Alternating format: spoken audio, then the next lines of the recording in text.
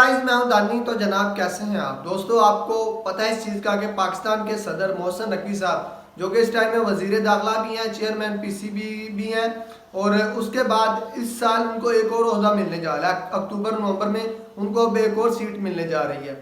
तो क्या आपने इतना सक्सेसफुल या एक टाइम में तीन तीन सीट से संभालने वाला कोई शख्स देखा है? और मुझे नहीं लगता वो वजीर दाखिला रहकर क्या कर रहे हैं, क्या एक्टिविटीज़ कर रहे हैं, क्या वर्क कर रहे हैं।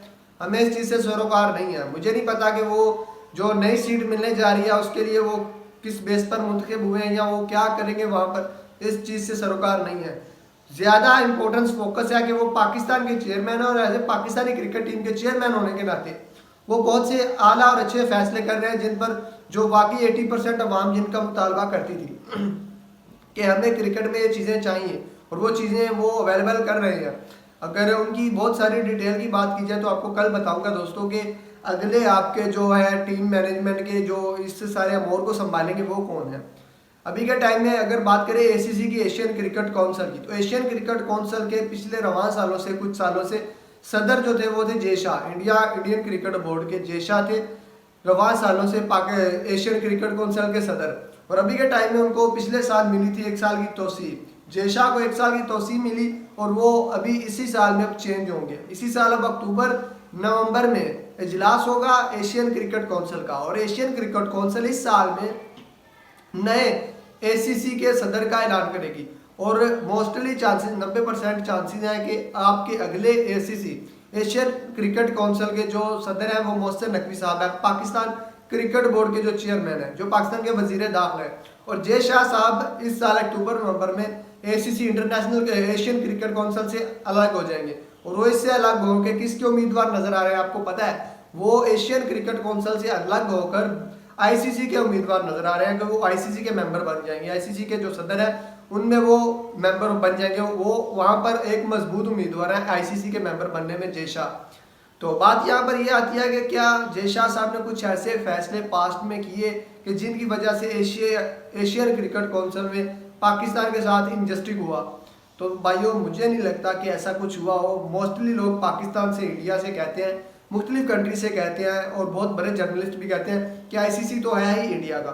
और आपको पता है कि मेरा इस चीज़ पे बिलीव है, मैं करता भी हूँ कि मैं एज ए कोई भी वर्क करता हूँ एज ए मैं आम इंसान के, आप या कोई भी आप वर्क कर रहे हैं तो आपको अपनी, जब तक आप स्ट्रगल कर रहे हैं, आपके ऊपर किसी का बस नहीं चलता, ठीक है। अगर आप आप क्रिकेट खेल रहे हैं, अगर आपके अंदर पावर हिटिंग करने की एबिलिटी है, मैच मुश्किल को निकालने की एबिलिटी है, match one sided one army बनकर खेलने की एबिलिटी है, तो मुझे यहाँ पर एक सवाल का बता दीजिए जवाब, क्या वहाँ पर आईसीसी आकर आपको फेवर दे सकता है?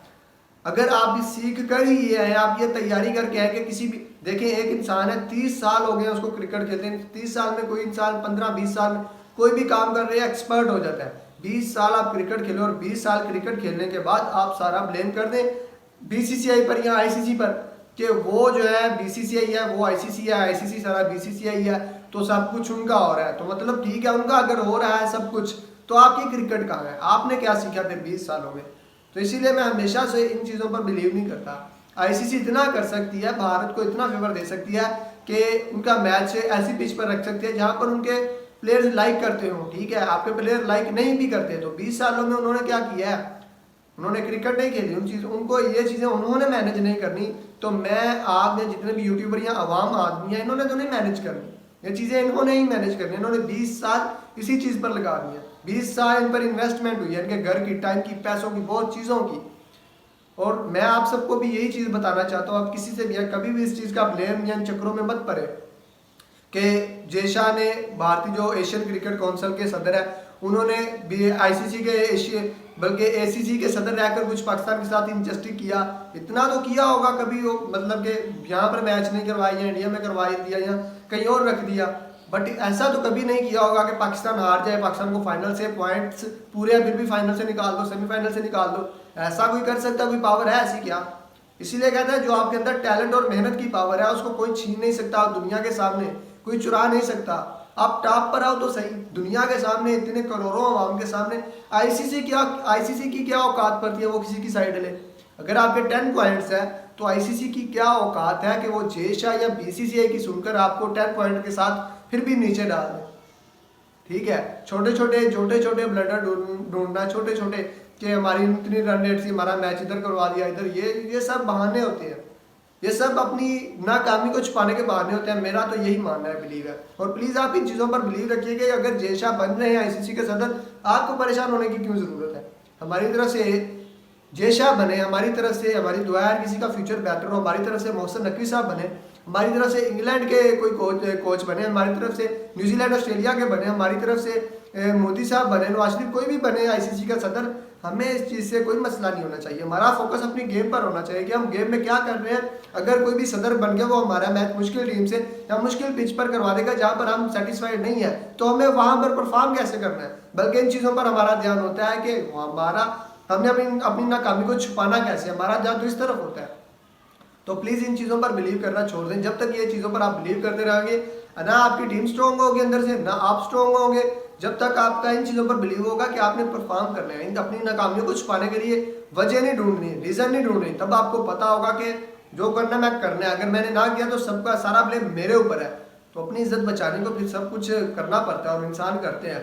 और ये चीज़ देनी है आप लोगों ने इन प्लेयर्स को, और इन प्लेयर को इस मामले में स्ट्रॉन्ग होना पड़ेगा। इन चीज़ों को छोड़कर अपनी क्वालिटी पर, अपने टैलेंट पर फोकस करना होगा और यकीन करना होगा।